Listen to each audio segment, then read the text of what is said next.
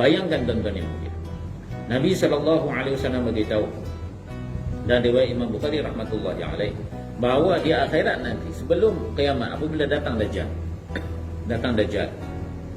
dan dia datang dengan segala kehebatan yang kita nampak, segala kehebatan, dengan tubuhnya yang besar.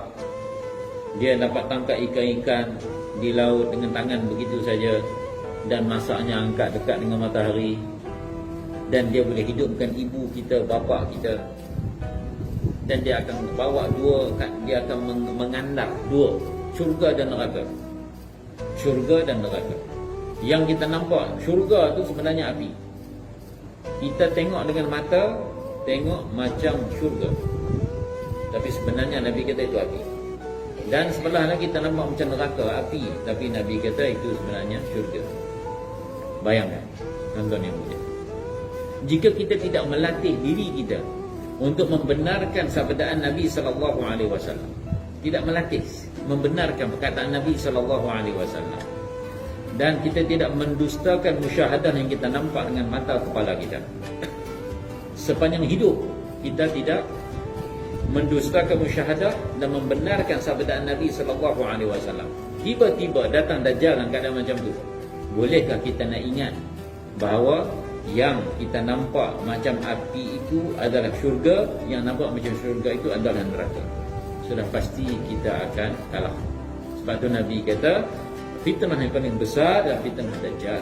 Tidak ada Nabi yang datang ke atas muka bumi ini melainkan telah menakutkan ataupun memberi amaran kepada umatnya mengenai Dajjal. Bayangkan jika manusia bahawa dia nampak keadaan tersebut, sentiasa sepanjang hidup dia membenarkan apa yang dilihat dengan mata. Dia membenarkan dan tidak belajar melatih untuk membenarkan sabdaan Nabi SAW, maka sudah tentu tiba-tiba dia tak boleh jadi macam tu. Kerana hati ini terlatih atas suatu perkara. Sebab tu kita ada ta'lim, kita dengar hadis-hadis Nabi, kita dengar ulang-ulang kali hadis yang sama.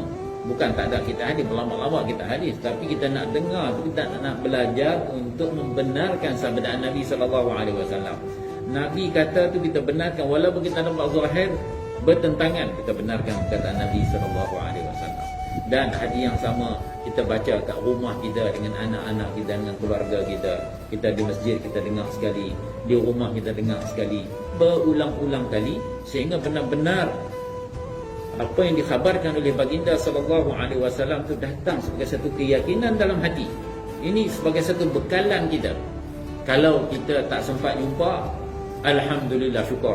Tapi ditakdirkan kalau kita jumpa, maka kita telah ada satu persiapan. Yang baki terserah pada Allah Subhanahu Wa Taala. Tetapi jika kita tidak usaha langsung untuk membina keyakinan dalam hati kita, kita dalam bahaya. Begitu juga ketika akhir, paling kurang ketika kita akhir nak mati, sakratul maut, juga syaitan akan datang. Bawa mak kita, bawa ayah kita, nak ikutlah agama Yahudi benar, ikutlah agama Nasrani benar. Bayangkan dalam kita keadaan nazar, yang seseorang tu begitu dahaga, kalau dituang 7, Nabi kata 7 laut kalau bagi dia minum pun dia tak akan hilang dahaga dia. Dalam keadaan dahaga macam tu, tiba-tiba nampak mak dia kata Yahudi betul. Jadi bayangkan tuan-tuan yang mulia.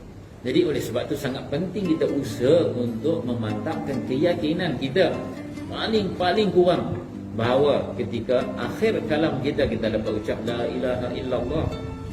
Karena Nabi bersabda, maka akhiru kalamihi la ilaha illallah dakhalal jannah. Barang siapa yang akhir kalam dia dapat ucap la ilaha illallah, nescaya dia akan dimasukkan ke dalam syurga.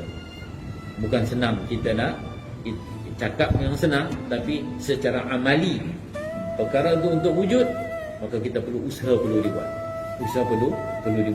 Ya, tak perkara ni lah, usaha dakwah, amal, kita buat ta'lim, kita buat ta'lim di rumah. Ini sebenarnya ada maksud, bukan saja-saja. Ini bukan amalan kita kata orang tabligh ke dakwah, kan? Ini amalan setiap orang Islam.